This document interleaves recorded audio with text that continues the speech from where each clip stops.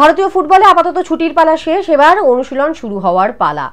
তার কারণ গত কয়েক বছর ধরে ডুরান্ড কাপ দিয়েই সিজনটা মূলত শুরু হয়। যদিও কলকাতায় সিজন শুরু হয়ে গেছে কলকাতা লিগ দিয়ে, তবে সেখানে তো মূলত রিজার্ভ টিমগুলোই খেলে। সিনিয়র দল তাদের ফুটবল সিজন শুরু করে ডুরান্ড কাপ দিয়ে এবং এবারেও সেটাই হচ্ছে। এবং ডুরান্ড কাপের একটা টেন্টেটিভ সূচি পাওয়া গেছে, আজকের ভিডিওটা সেটা নিয়েই। এই সূচিটা অবশ্য ডিটেল কোনো সূচি নয়, পুরো ফিক্সচারটা পাওয়া যায়নি, তবে কবে শুরু হবে কবে শেষ হবে এই সব কিছু নিয়ে একটা ইনফরমেশন পাওয়া গেছে। যেটুকু এখনো পর্যন্ত জানানো হয়েছে 27শে জুলাই ডুরান্ড কাপ শুরু হচ্ছে। নিয়ম মতো মোহনবাগান সুপার জায়েন্টের ম্যাচ দিয়েই এই টুর্নামেন্টটা শুরু হওয়া উচিত, তার কারণ গত বছর মোহনবাগান চ্যাম্পিয়ন ছিল ডুরান্ড কাপের, আমরা প্রত্যেকে জানি। এবং সেই মতোই তাহলে মোহনবাগানের ম্যাচ দিয়ে শুরু হওয়ার কথা, যদিও প্রথম ম্যাচ কার সাথে কার হবে সেটা এখনো ডিটেলে আসেনি। মোট 24টা দল খেলবে এই টুর্নামেন্টটায় এবং 6টা গ্রুপ টোটাল ভাগ করা হয়েছে ABCD করে, এবং প্রথম 3টে গ্রুপ কলকাতায় খেলবে। ম্যাক্সিমামটাই খেলাটা হবে কলকাতাতেই, যুবভারতী ক্রীড়াঙ্গনে। এর পাশাপাশি কিন্তু এবার আরও 3টে ভেন্যু রয়েছে, একটা জামশেদপুর, একটা শিলং এবং আর একটা কোকিঝাড়ে হবে আসামের। তো এই 3টে ভেন্যুতে একটা করে গ্রুপ খেলবে, কিন্তু 3টে গ্রুপের খেলা অর্থাৎ অধিকাংশ খেলাই কিন্তু হবে কলকাতায় যুবভারতী ক্রীড়াঙ্গনে। এবং গ্রুপ বিন্যাসটাও আজকে হয়ে গেছে, তাতে কলকাতার দুই প্রধান অর্থাৎ মোহনবাগান ইস্টবেঙ্গল এবারেও একই গ্রুপে রয়েছে। গ্রুপ A-তে ইস্টবেঙ্গল মোহনবাগানের পাশাপাশি তাদের সঙ্গে রয়েছে ইন্ডিয়ান এয়ারফোর্স এবং ডাউনটাউন হিরোজ FC। এই টিমগুলো রয়েছে এই বছর গ্রুপ A-তে মোহনবাগান ইস্টবেঙ্গলের সঙ্গে। এবং আর এক প্রধান, তৃতীয় প্রধান মোহামেডান রয়েছে গ্রুপ B-তে। অর্থাৎ 3 প্রধানের খেলা কলকাতাতেই হবে, এটা এক্সপেক্টেডই ছিল এবং সেরকমভাবেই সূচিটা তৈরি হয়েছে এবং তাই হতে চলেছে। আর কবে ডার্বি হবে এটা সবারই একটা জানার ইন্টারেস্ট থাকে। এখনো পর্যন্ত যেটুকু জানা গেছে যে 18ই অগস্ট ডুরান্ড কাপের ডার্বি হতে চলেছে, অর্থাৎ ফার্স্ট ডার্বি 18ই অগস্ট সিনিয়র টিমের হবে। এর আগে অবশ্য কলকাতা লিগের ম্যাচে দুই দলের রিজার্ভ টিম ডার্বিতে মুখোমুখি হবে, বাট সিনিয়র দল অর্থাৎ বিদেশি নিয়ে ফুল ফ্রেজেডে যে দল খেলা হবে সেটা কিন্তু 18ই অগস্ট প্রথম ডার্বি খেলতে চলেছে মোহনবাগান এবং ইস্টবেঙ্গল। এখনো পর্যন্ত এটা জানা গেছে, এই কারণে বলছি কারণ এটা একটা প্রস্তাবিত সূচি। এই প্রস্তাবিত সূচিটা ক্লাবগুলোর কাছে যায়, তাদের সুবিধা অসুবিধা অনুযায়ী তারা সেটা অ্যাপ্রুভাল দেয় বা জানায়, তারপর এটা প্রকাশিত হয়। কোনো সময় ছোটোখাটো পরিবর্তনও হয়ে থাকে প্রস্তাবিত সূচি এবং প্রকাশিত সূচির মধ্যে। আপাতত এটা প্রস্তাবিত সূচিতে আছে যে 18ই অগস্ট মোহনবাগান ইস্টবেঙ্গল ডার্বি হতে চলেছে ডুরান্ড কাপে, যেটা নিয়ে সবারই একটা আগ্রহ থাকে। এবং অবশ্যই সিনিয়র টিমের এটা ফার্স্ট ডার্বি, প্রথম ডার্বিতে দুই দল মুখোমুখি হবে।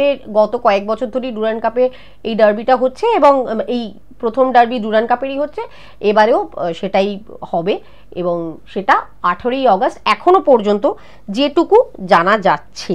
এবং আর এর পাশাপাশি আর একটা প্রশ্ন ভীষণভাবে থাকে যে কোনো টুর্নামেন্ট কোথায় দেখানো হবে, এটাও জানিয়ে দেওয়া হয়েছে, অলরেডি ফাইনালাইজ হয়ে গেছে যে সোনি নেটওয়ার্কের যে চ্যানেলগুলো রয়েছে তাতেই কিন্তু ডুরান্ড কাপের ম্যাচগুলো দেখানো হবে। আমরা জানি যে একদিনে একাধিক ম্যাচ থাকে, এবার কোন ম্যাচ টেলিকাস্ট হবে না হবে সেটা তো যারা কাজ করবেন তাদের বিষয়।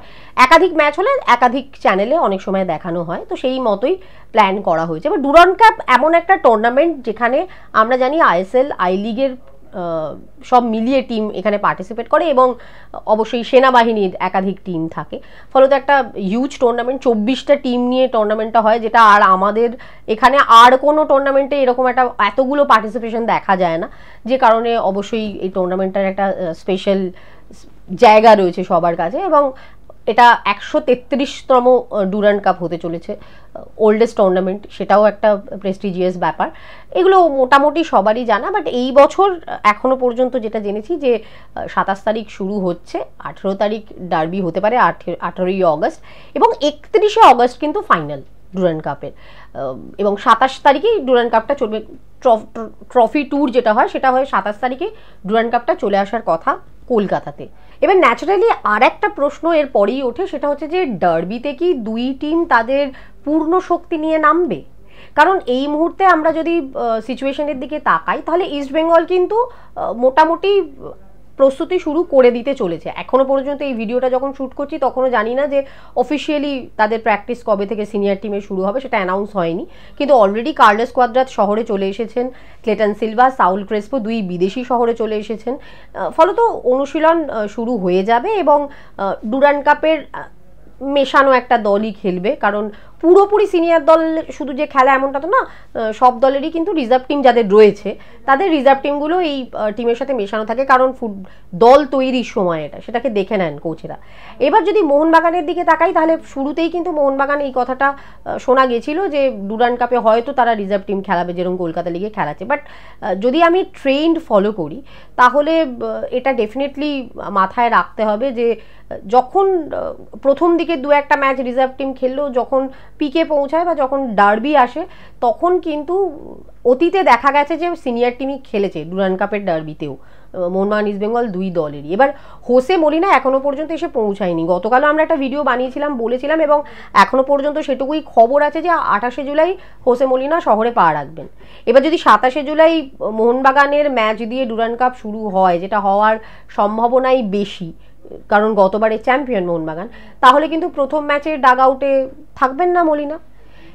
এবার তার ডেট, আসার ডেট এগোতে পিছোতে ডেফিনেটলি পারে, কারণ সূচিটা তো অফিসিয়ালি আজকে হাতে পেলো টিমগুলো, তারা নিশ্চয়ই সেই মতো কোচের সাথে আলোচনা করবেন। বাট যদি হোসে মলিনা এসেও যান, এই মুহূর্তে যে সিচুয়েশনে দাঁড়িয়ে রয়েছে মোহনবাগান সুপার জায়ান্ট, তাতে কিন্তু ফুল ফ্রেজেডে সিনিয়র টিম নিয়ে এক্ষুনি অনুশীলনে নেমে পড়ে 27শে জুলাই ডুরান্ড কাপ অভিযান ফুল সিনিয়র টিম নিয়ে করার সম্ভাবনা নেই।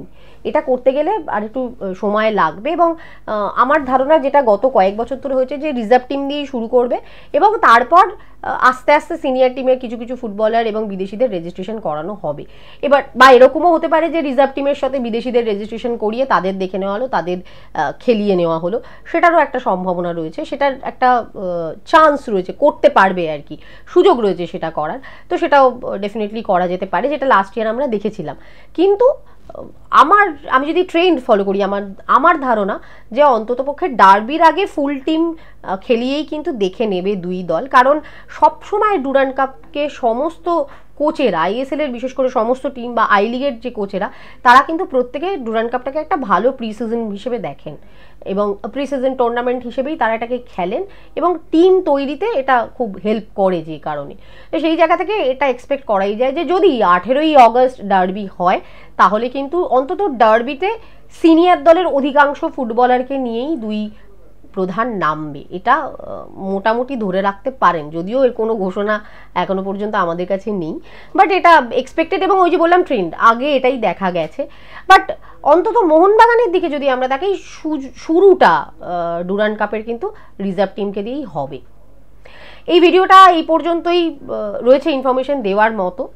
অবশ্যই এরপর যেরম যেরম আপডেট হবে আপনাদেরকে আমরা জানাবো। আর এই ভিডিওটা যদি ভালো লেগে থাকে লাইক করুন, শেয়ার করুন এবং অবশ্যই সাবস্ক্রাইব করুন আমাদের চ্যানেল অলস্পোর্ট টিভিকে।